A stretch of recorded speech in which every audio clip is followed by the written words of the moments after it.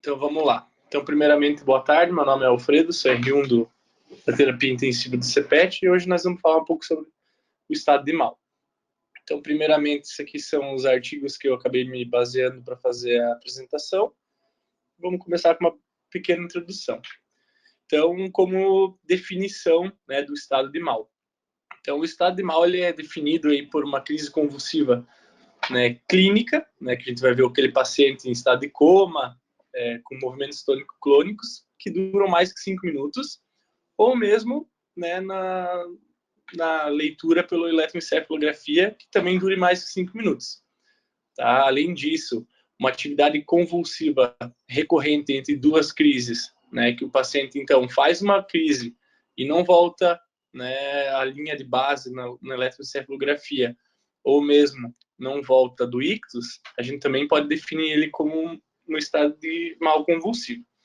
Antigamente, a gente usava esse tempo como 30 minutos, mas mais recentemente a gente acabou diminuindo esse tempo para 5 minutos, porque percebeu-se que a partir de 5 minutos, geralmente os pacientes não retornam, né, ao basal sem uso de medicamentos, e também acima de 5 minutos, alguns estudos em animais demonstraram que já temos algumas lesões neuronais, né, persistentes que começam a partir de 5 minutos. Então, a gente acabou trazendo esse tempo de 30 minutos para 5 minutos.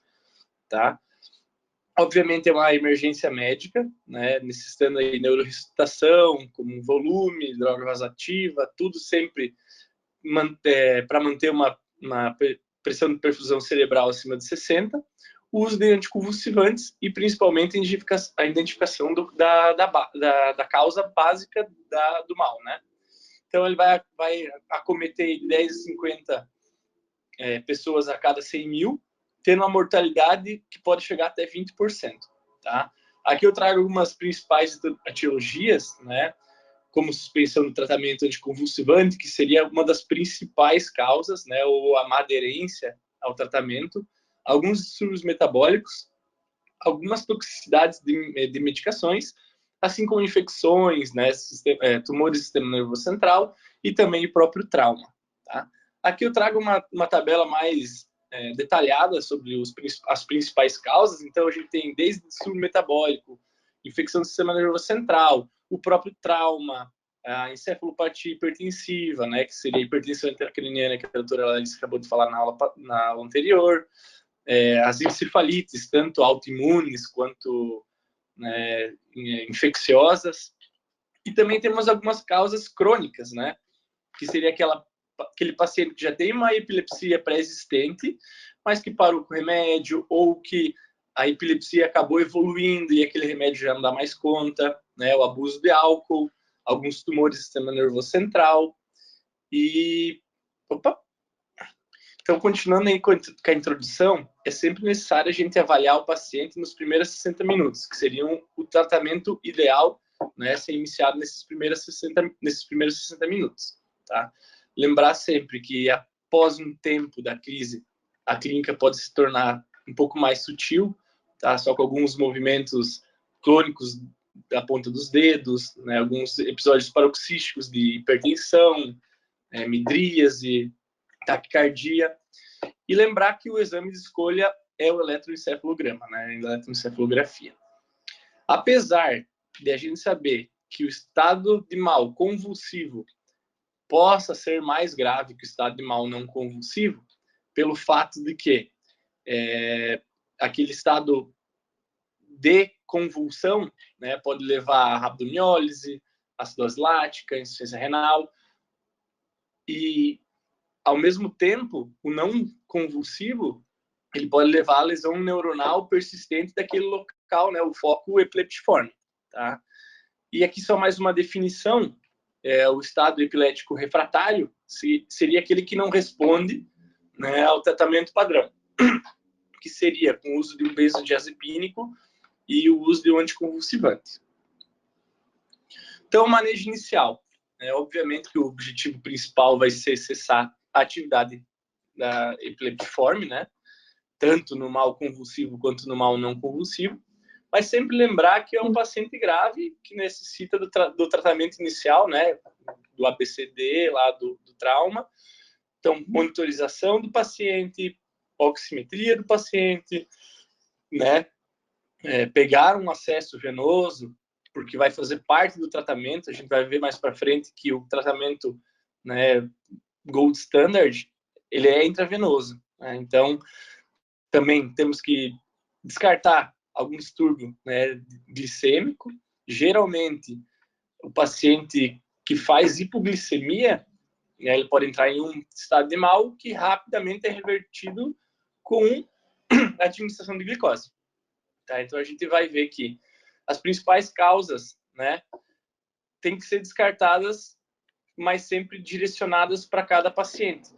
Lembrar que aquele paciente que faz o uso já de antidepressivo, não necessariamente ele vai precisar de uma punção licórica, por exemplo, né? Mas seria mais justo com o paciente, né, para o tratamento dele, você fazer uma dosagem sérica do medicamento que ele faz. Às vezes ele pode estar fazendo uma subdose e não sabe.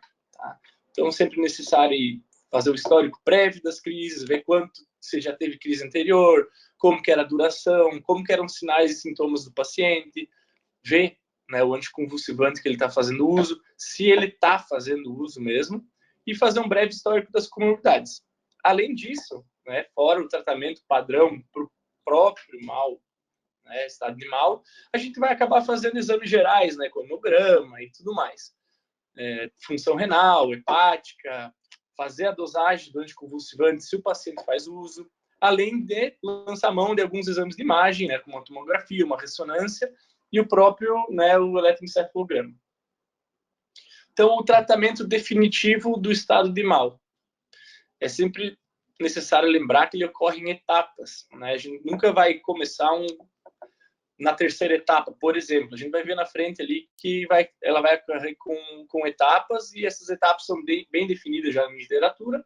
Então, como eu já falei antes, né, tem que começar o tratamento definitivo em 60 minutos do início dos sintomas, tá? Não da admissão.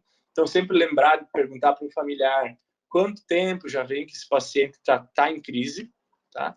E, além disso, a gente vai fazer a terapia inicial, que a gente vai conversar nos próximos slides, e fazer a terapia de manutenção. Geralmente, essa terapia de manutenção ela é necessária para todos os pacientes, mas alguns pacientes que estão em estado de mal por conta de alguma alteração de eletrólitos ou mesmo glicêmica, a gente pode não precisar dessa terapia de manutenção. E, geralmente, esses pacientes que respondem rapidamente ao tratamento da causa base não vão precisar de terapia de manutenção. Então, a gente vai começar aqui com o estado de mal, né, o precoce, né, que seria aquele paciente que chegou ali para você em 5 a 10 minutos da crise. Então, a gente vai fazer o ABCD, né, vai pegar um acesso venoso, porque o tratamento se baseia em remédios EV, tá?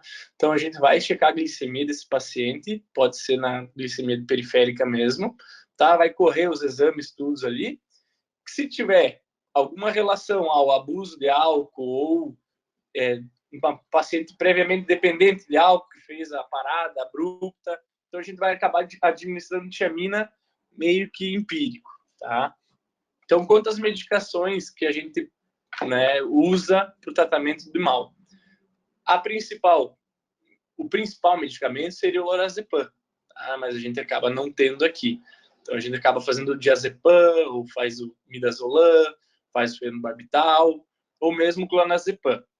Todos esses remédios que a gente falou, a gente está falando sobre medicamentos EV.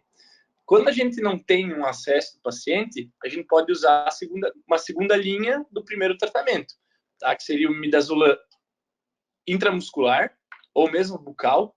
Tá? O bucal ainda não tem muitos estudos que comprovem sua eficácia, então seria adequado fazer intramuscular, tá? Ou mesmo o diazepam fazer via retal. Quando a gente não tem um acesso endovenoso, até os estudos mostram que o midazolam ele tem mais ou menos a mesma eficácia que o lorazepam EV. Então, se a gente não tem um acesso venoso nesse paciente, a gente poderia muito bem usar o midazolam. do mesmo jeito que o diazepam teria mais ou menos a mesma eficácia sendo feito via retal. Tá? Agora, aquele paciente que já tem um estado, né, de mal estabelecido, que seria aqueles pacientes que ficam em estado de mal por mais de 10 ou 30 minutos, ou que né, falharam naquele tratamento inicial. Como a gente conversou, o tratamento do mal, né, ele vai em etapas. Então, aqui a gente está pulando para uma segunda etapa. Aqui a gente vai começar a pensar em investigar a causa já com algum exame de imagem, né, tanto a tomografia quanto a ressonância. Sempre descartar qualquer, né, distúrbio metabólico e vai ter que fazer o eletroencefalograma nesse paciente para tanto diagnosticar quanto para ficar monitorizando a resposta ao tratamento desse paciente. Nesse momento, a gente estando num PA, né, nosso ambiente acaba sendo a UTI, mas se você está num PA, nesse momento você já tem que começar a pensar em levar esse paciente para uma unidade de terapia intensiva. Tá? Então, os medicamentos que a gente vai usar, né, a gente pode usar a fosfenitoína, que seria um precursor, na verdade, da fenitoína, tá? Pode usar a fenitoína mesmo, pode usar o valproato, que seria o de pacote, ou mesmo o levetiracetam, é o Keppra, né? Esse lacosamida, a gente tem muito pouco disponível aqui no Brasil, e assim, ele seria mais usado como um tratamento adjuvante no tratamento, não como um principal, né, medicamento. E também a gente tem o fenobarbital, que a gente pode usar também. Claro, todos esses medicamentos têm as suas considerações, né, algumas contraindicações. Então, geralmente, a gente tenta usar um medicamento de primeira escolha. Caso a gente não consiga, a gente vai para um de segunda escolha. E agora a gente vai para o tratamento daqueles pacientes de mal refratário, né? Que seria aqueles que ficam mais de 30 a 60 minutos. Então, novamente, aquele paciente que fica mais de 30 minutos, que seria a classificação antiga, teoricamente ele já está num estado de mal refratário, né? Porque ou não começou o medicamento ou já vai ter um dano neuronal muito grande.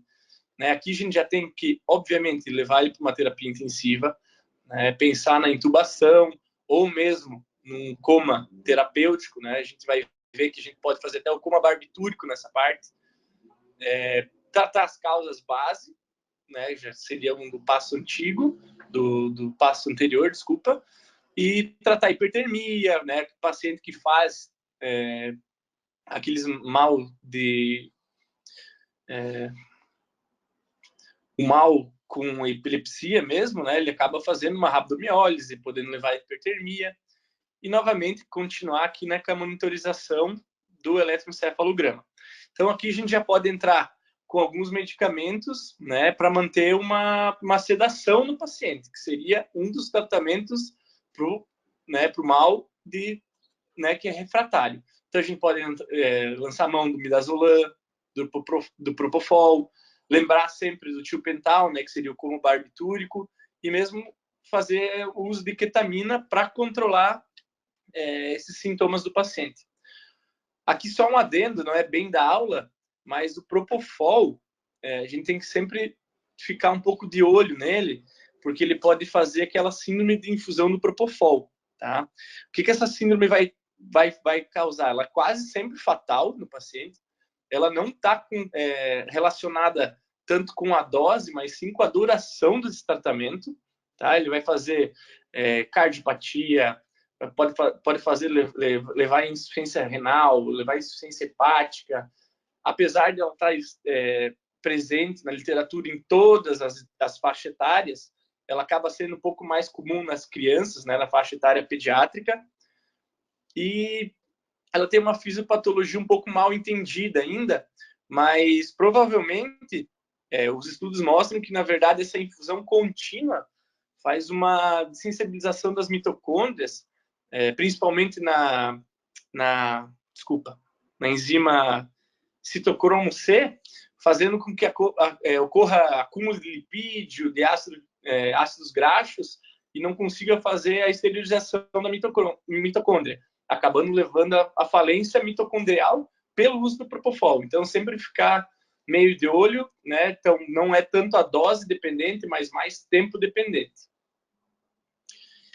E agora temos, por último aqui, né, o estado de mal super refratário, que seria aquele paciente que ficou mais de 24 horas em crise, né, geralmente vista pelo eletroencefalograma, né, que geralmente a gente já conseguiu controlar as crises clínicas do paciente, mas ainda não tem muitos estudos. Então, a gente vai começar a pesquisar algumas causas mais raras, né, algumas doenças metabólicas, genéticas, mitocondriais, como a própria, né, disfunção do propofol. Qualquer outra disfunção da mitocôndria pode levar a um mal convulsivo também. Então, aqui a gente tem alguns tratamentos alternativos, que eu não vou entrar muito não vou entrar muito a fundo, porque ainda não tem bastante estudos que comprovem essa parte, tá?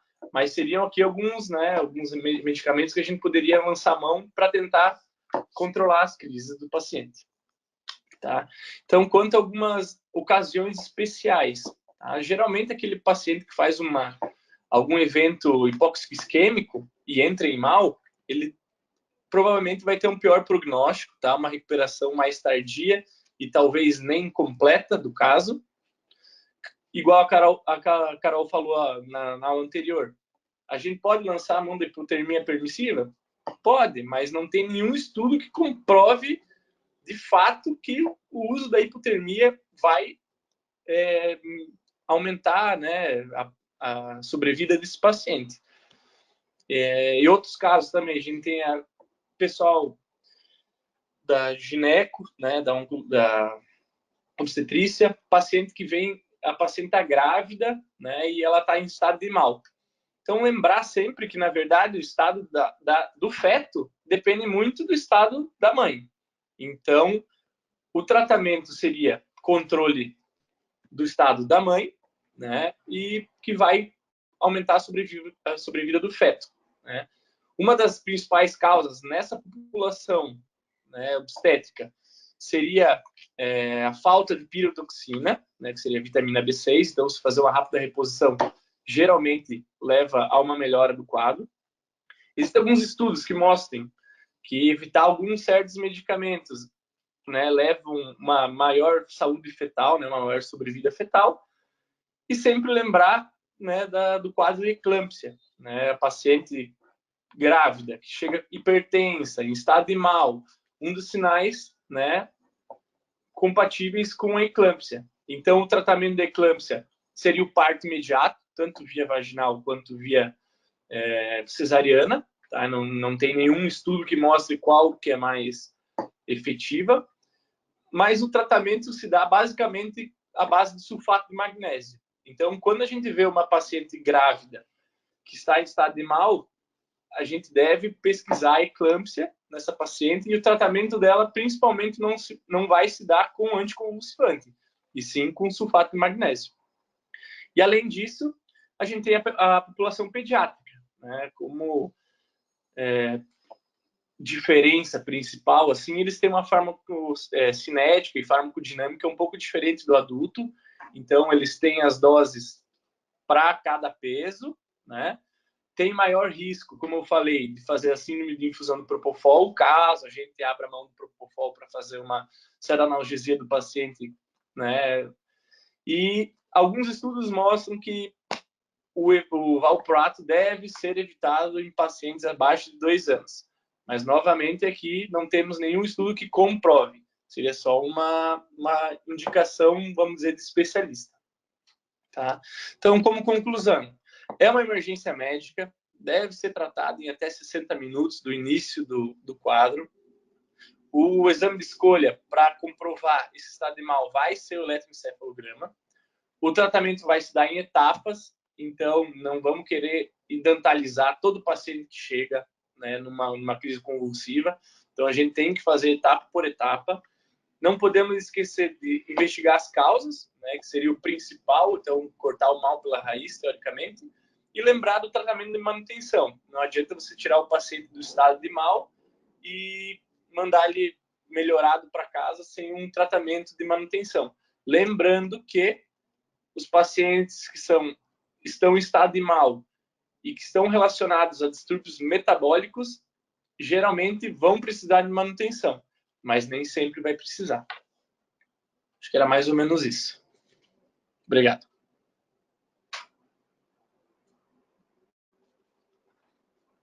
Muito bom, ótima tua aula, muito boa mesmo.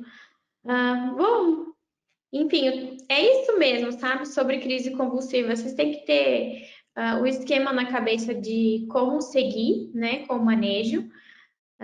Isso que o Alfredo falou sobre midazolam intramuscular ser compatível com o lorazepam endovenoso, que eles usam fora do país. Então, se você está num ambiente que você não ainda, o paciente que às vezes acabou de chegar, não consegue pegar um acesso, o paciente está em crise, pode fazer midazolam intramuscular. Uma coisa que às vezes o pessoal faz aqui é um teste de midazolam.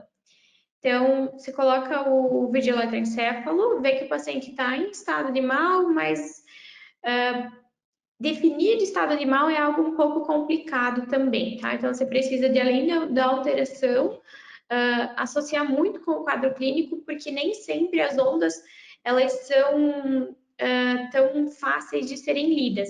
Então, assim, se você faz um teste com midazolam, você pega uma ampola de midazolam e dilui para ficar 1 miligrama por ml, e aí você faz 1 ml, espera um pouquinho, espera 1 minuto, faz mais 1 ml e você vê o traçado limpando. Então, sugestivo que então esse paciente estava em estado de mal, e aí você retira ele da crise com o benzodiazepínico, mas muito provavelmente esse seja um paciente que esteja fazendo o vídeo eletroencefalo, porque às vezes está com rebaixamento de nível de consciência, então o paciente já está, às vezes, rebaixado, entubado por conta disso, e esse paciente já está em estado de mal há um bom tempo, né? Então, você vai seguir com o tratamento, vai identalizar, deixar de manutenção e com certeza vai ligar a sedação para esse paciente.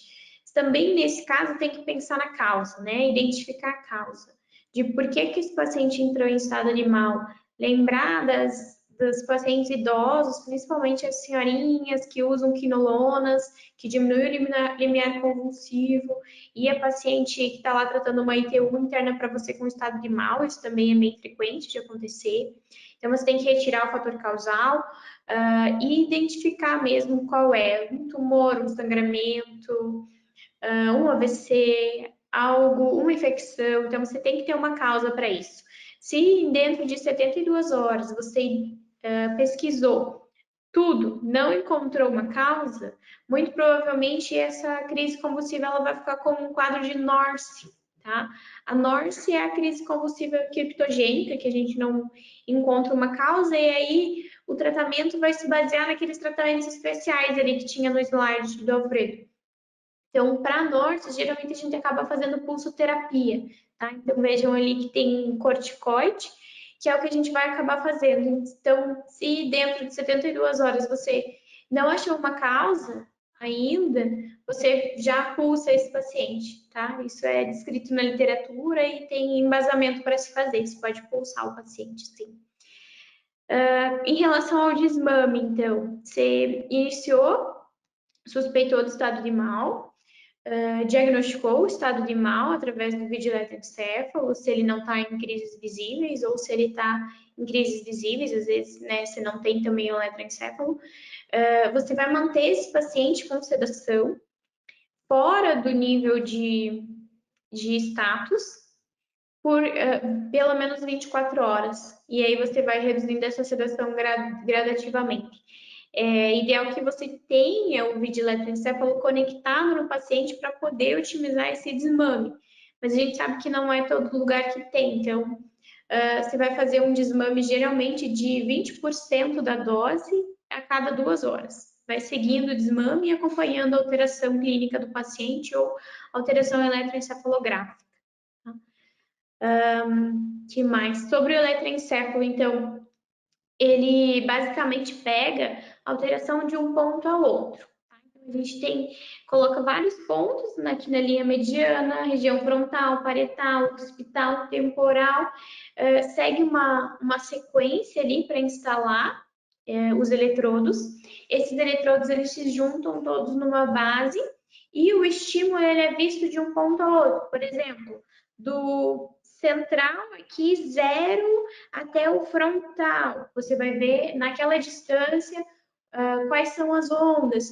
E sempre tentando correlacionar com o paciente, porque às vezes se o paciente está acordado, você tem que saber, porque, por exemplo, se você fizer um estímulo visual, um estímulo auditivo, o paciente vai ter alteração eletroencefalográfica porque você criou um estímulo para ele, né? É o normal. Então, por isso que você tem que saber muito bem interpretar, e é muito difícil de interpretar, e a gente precisa muito do neurologista nessa hora de poder avaliar o eletroencefalo. Que mais? Alguma dúvida, pessoal? Não? Existe alguma droga que você prefere desmamar primeiro? Sei lá, tipo um paciente que ele ficou aí comida e propo, alguma diferença? Geralmente a gente acaba desmamando junto, para não demorar muito o desmame, sabe? Desmamo 20% da sedação inteira. Ah, dos dois, tá bom.